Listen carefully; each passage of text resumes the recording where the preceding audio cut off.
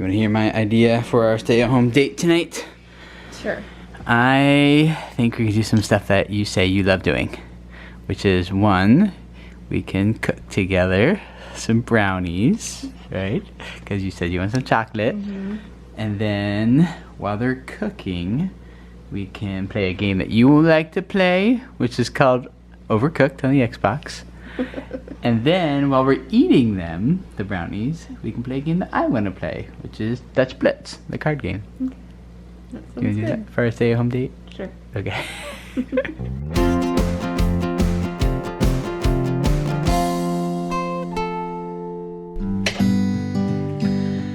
Usually, date night for me and Dana has babysitters and we go out, but our babysitters couldn't come tonight, so we're doing it at home. We got the kids in bed and we are gonna hang out and have some together time. The goal is just to spend time together, to talk, catch up on things that are important, you know, that we don't normally get time to talk about, and do something fun together. There's a few reasons why we do date night every week. One is because someone told me shortly after we got married, they said, Tim, you can either pay the babysitter now or the divorce lawyer later. And I said, well, let's pay the babysitter now, right? And the second reason is like our lives together would just become all about kids, all about like who's doing what. It all becomes like a functional thing, and you're just like working together and getting things done and working through to-do lists and getting that diaper changed and that errand run and that bill paid and everything, and we would lose the relationship that we have. It would just become a working relationship. We've had that happen a few times where like the focus just becomes like all kids, and so we've been doing so we've been doing date night regularly for every week for maybe a few months now, I think. Yeah, I don't remember. We decided like we gotta make this a priority, even if the babysitter can't come. Let's go wait. I already licked the fork. That's alright, we're both good. We're the only ones eating this. No, we're not gonna eat a whole entire thing of brownies, are we? Maybe. I bet we say we won't, but we actually will end up eating the whole thing. No, I've been not feeling too well. Get a new I don't fork. think I'll stop you. Get a new fork. No, I'm not putting my saliva in our brownies. See, it's fun to bake, isn't it? You're laughing. It's fun to prove you wrong when this whole thing's gone in like an hour. I hope it's not. That's the game Dana loves, Overcooked. Why do you like this game so much? Bought it for I a did. date night. Right? Like a puzzle. a while ago. It's like a puzzle. I like puzzle games, and it's. Do you like cooking games? I like to cook. Yeah. So it's a fun game because it's a team game where we all have to work together. If you guys maybe saw our live stream a few weeks ago, Dana and the kids were all playing it together. And it's fun because rather than competing against each other, we're working together as a team to accomplish a goal. Oh wait, yeah, and then you're gonna have to give me the plate. Put the soup in a bowl. It's coming to you. Here, Yeah, 2 tomatoes. That's why I put them in there. Threw my mushrooms on the floor. And my pot. No, come on. Your soup's done. No! Give it! Ah! It's smell good. And some crunchy peanut butter to go with it. I want a hot brownie and then put some crunchy peanut butter on top of it. Sounds really good. Am I pregnant or what?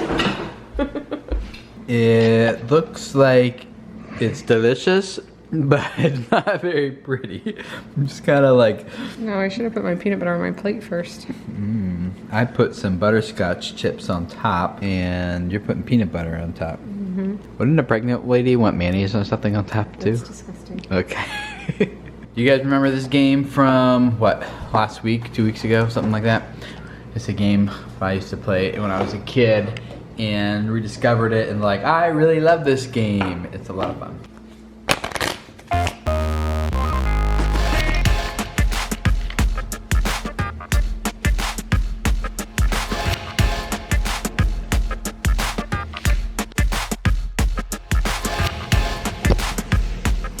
I was laughing a little bit ago because Tim is shuffling like our kids do. It works really well. And I was just picturing Tim at a guy's poker night. And it comes around to his turn to shuffle, and this is what he does. It really shuffles it up really well, which I like.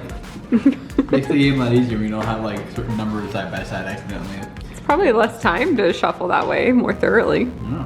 I'm jealous. No. Dana's making fun of my shuffling, but I've been winning all these hands. I'm telling her the secret is the shuffling method. So she's taking my advice. That I'm still gonna lose just as bad. Well, guess what? You're too late. The game's over. We're gonna play again. I hit 75 points. We're gonna play So again. you're 41. We're gonna play again. Okay, and I'm gonna prove to you that that shuffling method is the trick. It's the key.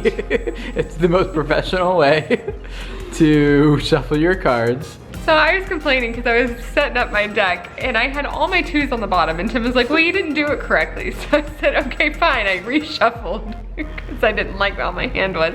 And now he just dealt his out.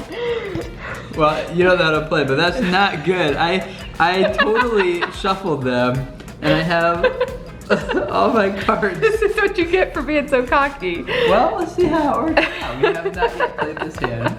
It could work out. I'm not letting you reshuffle. I'm not going to. I'm going to show you how well it's going to work. My grandfather used to say that, look, I shuffled them so much, I put them back in order again.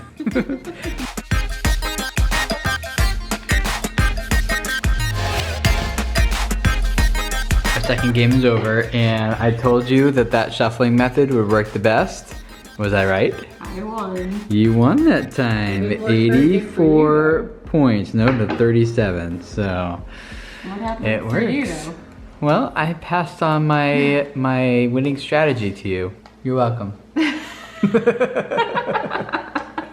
We've been hanging out talking here on the couch, and date night has kind of turned into a little bit of a business meeting, trying to figure out the week that's coming up, because I'm actually going to be out of town, but not really out of town. A little bit out of town. I'm going to be, I have my very first conference for YouTube creators here in Cincinnati coming up this week, and people are flying in from all over the US, Canada, and United Kingdom to be here for it. And we got a lot of people flying in, a lot of logistics to figure out, but I will be at the hotel for the 2 days, well 3 because I gotta get there early, that the hotel that it's going to be at. And so Dana's going to be home alone during that time, and so she's figuring out the logistics in her planner. For Dana, it's helpful, I think, to talk through it and have it like planned out in her head, because if she doesn't, it can feel like overwhelming. And so it's good to be like, oh, okay, like, Well, I had to have it written down. It can't even be in my head. I have to be able to visually see it, because if it's just up here, it feels like, it's like you just think of all worst case scenarios for everything, and then you write it down and you're like, okay, I think we can handle this. Okay. Before we go to bed, I'll show you the newest addition to our house right here. Dana saw this and thought it was appropriate. So it says, life is a journey filled with unexpected miracles. And that's basically most of our kids. So we thought that would be appropriate to put up there. And it's not just our kids, of course, there's other things in life, like growing a business around YouTube. Like, that's an unexpected miracle. Who would have thought that 10 years ago? Not me. So just lots of blessings. And I'd love to hear what blessings you guys feel like you have in your life right now. You can tweet me at Tim Schmoyer or at Dana Schmoyer, or find a way to leave a comment wherever you're watching this maybe. And we'd love to hear from you guys. So thank you for hanging out. We'd love for you guys to follow along our family story, because we got new family videos every weekday, all about how we are doing our best to grow together as a family and become a family team. And growing together as a family means growing our marriage relationship, like we tried to do tonight. It's super cool now. Our marriage is super strong. It takes a lot more work than just like in 2 or 3 hours once a week, for sure. So thank you guys for hanging out, and we'll see you guys again tomorrow. Bye.